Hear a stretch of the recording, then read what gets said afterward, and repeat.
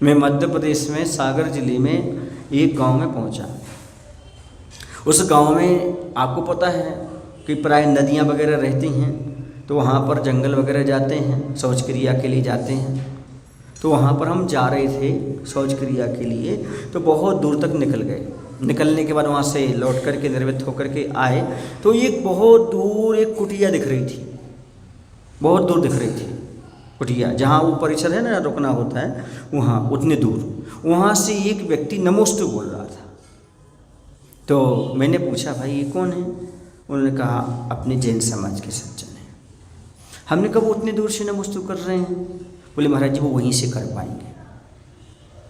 हमने कहा क्यों, चलते नहीं बनता क्या? नहीं महाराज जी। फिर क्या बात है? बोले घर के लोगों ने, गांव के लोगों ने उनको बाहर कर रखा है।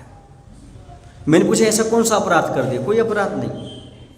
उनके लिए झोपड़ी में दूर, पहले वो झोपड़ी से बाहर दूर चले जाते कहीं, फिर वहाँ जाकर के भोजन रखाते हैं, फिर वो वहाँ से आते हैं, फिर भोजन करते हैं। हमने कहा ऐसा कैसे होता है, ऐसा क्यों? बोले उनके शरीर से इतनी दुर्गंध आती है कि कोई वहाँ खड़ा नहीं रह सकता।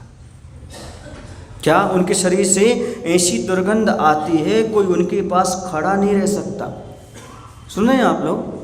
तो घर में कैसे रहेगा, समाज में कैसे रहेगा वहाँ? क्यों? क्योंकि जिस व्यक्ति ने समाज को तोड़ा हो, जिस व्यक्ति ने शादियों की निंदा की हो, जो मंदिर में आकर के इस प्रकार के अपवित्र मंदिर को किया हो, नाखून पर लिपस्टिक लगा करके, लड़ाई झगड़ा करके के, अशुद्ध कपड़े आदि पहन करके, मुनियों की शरीर से निंदा करके, अरे महाराज के शरीर में दुर्गंध आती है, ऐसे यदि यदि शब्द बोल करके जो कर्म बांधे हैं, अब वो कर्म ऐसे उदय में आ रहे हैं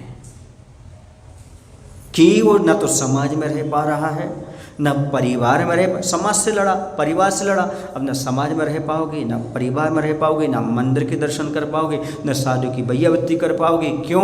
क्योंकि तुमने इस प्रकार के निकाचित कर्मों को बांधा है, अब वो तुम्हें भोगना पड़ेगा।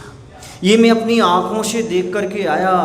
सामायिक में यही चिंतन करता रहा, हे भगवान इस जीव के कर्म कैसे कटेंगे। साधु के पास नहीं आ सकता, परिजन के साथ नहीं रह सकता, समाज में नहीं रह सकता, मंदिर में नहीं रह सकता, ऐसी कैसी दुर्गंध इसके शरीर में। अपन सुन के आए कि दुर्गंधा थी, उसके शरीर से दुर्गंधा आती थी, उसे निकाल दिया था, जामुन की वृक्ष के नीचे बैठी खाती रहती थी, इसे आगम में तो सुना है, लेकिन आज मैं साक्षात देख रहा हूँ कि झोपड़ी में ही रह रहा है। क्या उसका जीवन? मात्र खाओ पियो और चले जाओ, ऐसा जीवन मत बनाना कभी जीवन है। भूल कर ऐसे कर्म नहीं बांधना बंधु। मेरा आप लोगों से बार बार कहना है, मेरी करुणा है कि ऐसे कर्म कहीं मत बांधना, किसी की ऐसी निंदा मत करना, समाज में रहकर के ऐसे मत झगड़ना, मंदिर में रहकर कभी झगड़ा मत करना, अपने पति से, अपनी पत्नी से, अपने पिता से, अपने भाई से कभी ऐसा मत झगड़ना कि आगे तुम उनका मुंह ही नहीं देख पाओ, अपने हो ही नहीं पाए, कर ही ना पाओ। बच्चों के साथ नहीं झगड़ना और समाज से नहीं झगड़ना और मुनियों के प्रति कभी गिलानी भाव नहीं करना। आपको लगता है तो अच्छा आप सेवा वैयत्य करते, नहीं लगता दूर हो जाइए, कभी निंदा के भाव मत करिएगा, वरना आपके कर्म ऐसे फल देंगे जैसे मैं अभी देख करके आया। बच्चों इन सब चीज़ों से, कर्मों से। उदाहरण क्यों दे रहा हूँ, एग्जाम्पल क्यों दे रहा हूँ? क्योंकि इतिहास में पढ़ने से आपको उतना फील नहीं होता जितना साक्षात देख करके आते हैं तो लगता है ये क्या दशा है, ये कैसी, ये सब कर्म क्यों उदय, शरीर से ऐसी दुर्गंध कैसे आ रही? क्योंकि तुमने शरीर से ऐसी चेष्टा की है, ऐसी आलोचना की है देव शास्त्र गुरु की। ऐसा मुनि देखिए आपने ऐसा मुँह कर लिया, भगवान देखिए आपने ऐसा कर लिया, समाज देखिए ऐसा कर लिया, परिवार के देखिए इस तरफ से निकल गए, बात नहीं की, जय उस सामने वाला जय जिनन कर रहा है, तुम देख नहीं रहे उसकी तरफ, कितना अभिमान है आपको। इन सब का फल है ये दुर्गंधित शरीर मिलना, समाज से निष्कासित होना, दूसरी जगह जाकर रहना। इसलिए अपना कल्याण चाहते हो, कहीं मुनि की निंदा नहीं करना, परिवार से मत लड़ना, समाज से मत लड़ना, सबके साथ हिलमिल करके रहो। छोटी सी जिंदगी है, प्रेम से रहो और सबकी सेवा वैयवृत्ति करो, आपका जीवन उज्जवल बनेगा। ये सब आपको क्यों नहीं मालूम? क्योंकि आप अपने गाँव में रहते हो, ऑफिस से घर, घर से या तो होटल या हॉस्पिटल, आपके कितने स्थान हैं? Home, hotel, hospital. मंदिर तो है ही, मंदिर के अलावा कह रहा हूँ कितनी चीज़ें हैं आपके पास, बोलो गलत कह रहा हूँ? होम, होटल, हॉस्पिटल, और क्या है? इसी में तो पूरी ज़िंदगी निकल गई आपकी। होटल वो है जो कहती है होटल, यदि हिंदू होटल, जैन होटल, यदि हिंदू हो तो यहाँ मत रुको, यहाँ से टल जाओ, आगे बढ़ जाओ। जैन होटल, यहाँ जैन हो तो यहाँ से निकल जाओ, यहाँ मत रुको, यहाँ से आगे। और हॉस्पिटल जहाँ पर हंसी पट जाए उसका नाम हॉस्पिटल है, समझ गए ना। होम जहाँ पर माँ रहती हो माँ बराबर, जहाँ पर माँ रहती हो उसका नाम होम, उसका नाम समझ आया? क्या समझ में आया कि आखिरकार हॉस्पिटल क्या कहलाती है और होटल क्या कहलाती है? और एक हॉस्टल भी है जहाँ पर हंसी टल जाए, जहाँ पर हंसी टल जाए उसका नाम है हॉस्टल। और होम तो समझ गए, जहाँ पर माँ हो माँ, होम जहाँ पर माँ रहती है वो होम कहलाता है, वो घर कहलाता है। ये सब चीज़ें समझो, इन सब की जो लॉजिक है बताऊंगा हर एक अक्षर का। एक बार हमने एक कहावत छोड़ गई थी, हम वो नहीं बता पाई थी। ये तो बता दी थी हमने, ऊँट पे टांग, ये कहावत। हाँ क्यों ऋषभ? टेढ़ी खीर, हाँ वो कहावत में बताया जाता है टेढ़ी खीर क्यों मची, आखिरकार खीर टेढ़ी कैसे हो गई। तो क्या हुआ, एक व्यक्ति सूरदास था, वह जन्म से अंधा था, उसे दिखाई नहीं देता था। तो घर में बनी खीर, घर में जब खीर बनी तो उसने कहा बताओ तो खीर कैसी होती है?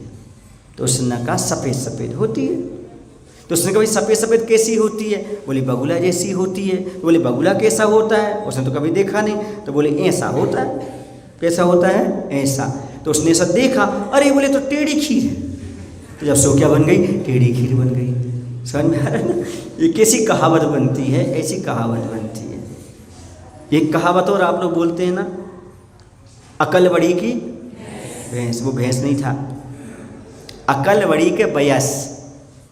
अकल बड़ी के बयस, बयस माने होता उम्र, वय। अकल बड़ी के उम्र, नहीं तो ऐसा क्यों नहीं बोलते थे अकल बड़ी के हाथी? हाथी तो भैंस से बड़ा होता है। तो अकल बड़ी की भैंस नहीं था वो, अकल बड़ी की बयस। आपकी अकल बड़ी है कि उम्र बड़ी है, ये कहने का तात्पर्य था। उसका अपभ्रंश करके क्या बता दिया? अकल बड़ी की भैंस। ऐसी बहुत सारी अपभ्रंश हो जाते हैं और सारे मायने बदलते रहते हैं। तो यहाँ पर मुख्य चीज़ ये है हमें समझने की कि हमें कभी मंदिर से, गुरुओं से, समाज से कट करके नहीं रहना चाहिए। जो गुरुओं से, समाज से, मंदिर से हट कर के रहते हैं उनकी दशा ये हो जाती है, आगे ना उन्हें गुरु मिलते हैं, ना मंदिर मिलता है और न समाज मिलती है। कहीं ऐसी जगह पड़े रहते हैं, वो परेशान होते रहते हैं। ऐसी जॉब लगती है, ऐसी नौकरी लगती है उनकी, कहीं ऐसे मिलिच खंड जैसे पड़े रहते हैं, न समाज मिलती है, न परिवार मिलता है, न गुरु के दर्शन मिलते हैं। आजीविका के लिए दर दर भटकना पड़ता है। लेकिन मैं एक बात अवश्य कहूँगा, जो यहाँ पर ज्ञानोदय में रह रहे हैं जितने भी लोग हैं, इन्होंने ऐसे पहले कोई काम नहीं किए, इसलिए एक सुंदर सा पवित्र निर्मल मंदिर, मनोक प्रतिमाएं संभवनाथ आदि के दर्शन हो रहे हैं और गुरु महाराज की कृपा बरस रही है। चातुर्मास भी आपको प्राप्त होगा। बस ताली इसलिए मत बजाओ कि अहंकार आ जाए, ताली इसलिए बजाओ कि आगे ऐसी चीज़ें हमें मिलती रहें। इनकी अनुरोध न करो कि देव शास्त्र प्राप्त होता है। बोले महावीर भगवान की जय।